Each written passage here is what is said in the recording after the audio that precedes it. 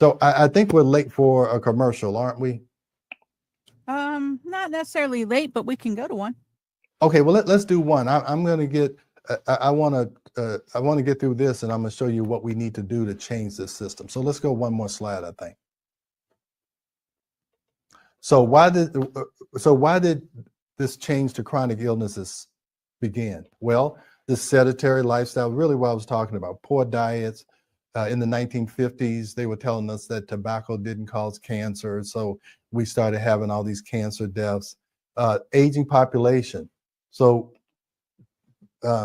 medicine has increased lifespan, but not as much as in other countries, and increase in diagnostic technology. So now we can diagnose diseases, or we can make up diseases or whatever, so that we have more chronic illnesses. What else has happened? Our environment has changed. We know about climate change, but I'm talking about all of the chemicals that are in our air, the chemicals that are in the water, the chemicals that are in our food, because they give all of these chemicals to the animals, and the chemicals that are on the crops that the animals eat. All of these chemicals are changing our environment. And these are new chemicals that the body has never seen before. So the body really doesn't know how to metabolize it, how to get it out of the system. That's why detoxification is so important, because I don't care, unless you live in a bubble, you are exposed to all types of environmental toxins every single second of the day. All right. So this has caused a problem. And the healthcare focused medicine is focused on acute care, drugs and surgery. And again, conventional medicine, if you have a heart attack, if you are in a car wreck, that is what they're best in, acute care. I'm about to die today. All right. I want to go to a conventional doctor to stop me from dying today. Now, when you stop me from dying today, I don't want you to do anything else to me, because in order for me not to die tomorrow, I need to change some things. I need to change my lifestyle. I need to change my environment. I need to change my focus, not toward a pill fixing me after I've screwed myself up, but no, I want to maintain my health so that I never develop one of these chronic diseases. I want to always know what the root cause of any problem is, so that I don't let it linger and fester and cause a chronic disease 2, 3, 5, 10, 15 years later. All right. So that's the change. So next slide. I think this is where I want to make a little transition. Yeah.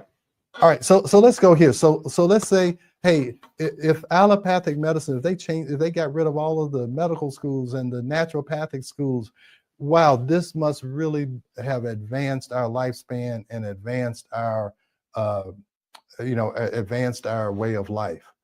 But that's not what happened. So let's go to commercial, and we're going to talk about what the outcome of this change has been.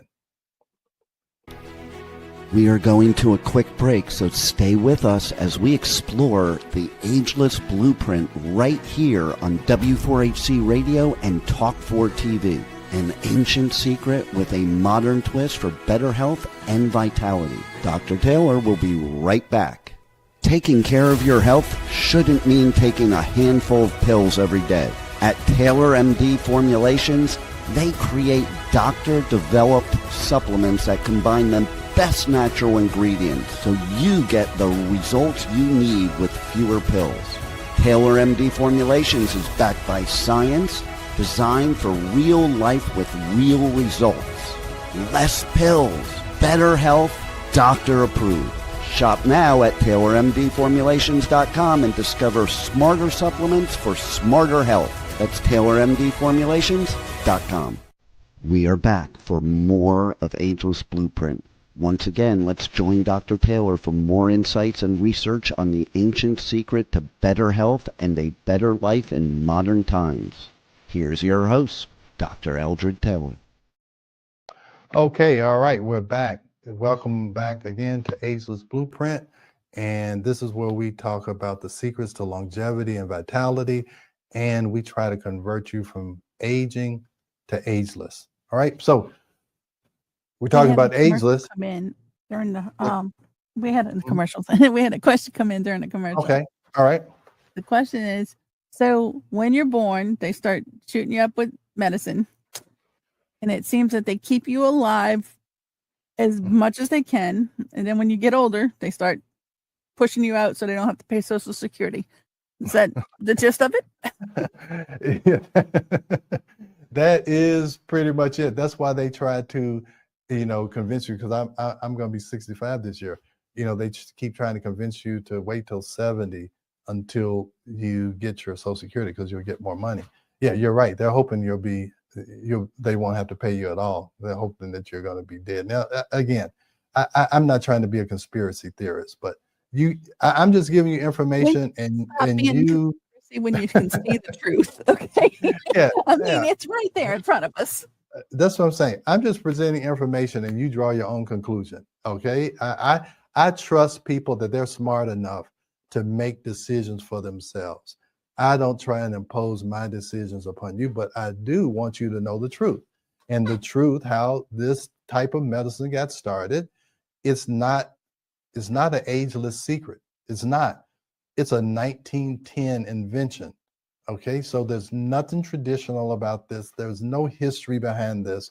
And I'm going to show you that it's not improving our health. So life expectancy in the United States is 77 years. In other nations, it's 81 to 85. And Japan is the global leader, is 85 is the life expectancy. And Japan and China have probably held on to their traditions more than other countries, okay? And Western influence is starting to infiltrate there, and their life expectancy is going down, and their increase in chronic illness is going up. Everybody wants to have this Western lifestyle, but it's not beneficial for life, okay? So let's go to the next one. All right, infant mortality rate. This is embarrassing, is that our mortality rate is double, almost triple. It's double the average almost, and it's triple what's in Japan. So, whether you're pro-life or pro-choice or whatever, if you're going to be pro-life, let's really be pro-life, okay? That means that, yeah, and again, I don't care which one you are, but if you're pro-life, let's talk about life even after birth. How do we decrease infant mortality? And that's by changing the environmental structure. This is mostly happening in poor, underprivileged type societies or clusters in our country, and they're suffering this infant mortality. So let's really be pro-life if you're going to be pro-life. All right. So let's go to the next one. All right. So preventable deaths. This is interesting. So out of 100,000 deaths in the U.S., 177 of them are preventable. In other high-income countries, it's 108. But in the best performers, there are only 95 preventable deaths out of 100,000. So again, we're almost double the best performers when it comes to preventable deaths. And most chronic illnesses that cause death are preventable. Heart disease, cancer, addictions, all of these are preventable. So has the Flexner Report and has allopathic medicine made our society healthier? I'm going to argue that it hasn't. All right, so let's go to the next one. And we spend more on healthcare than any other nation in the world, and we don't have the best healthcare. We spend almost 18% of our gross domestic product on healthcare, where the most efficient systems only spend 8 to 10%. All right, so now again, we're double the best, most efficient systems of medicine. So why do we keep clinging on to this type of medicine when it has no benefit?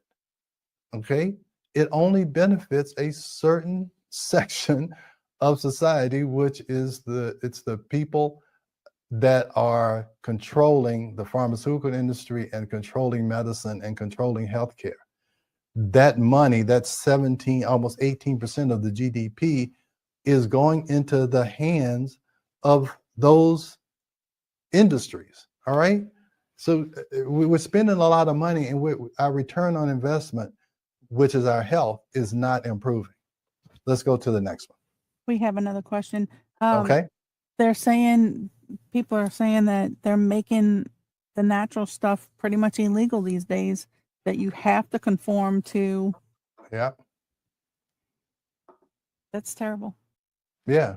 Yeah. And that's why people like me almost have to go undercover. Let me just give you an example.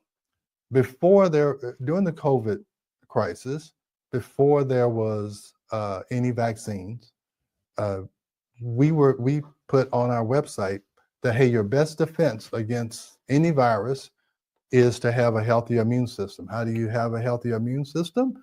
You can take vitamin C, you can take probiotics, and you should make sure your vitamin D level is okay. That's all we said. We didn't say it cures COVID. We just said, try to build up your immune system.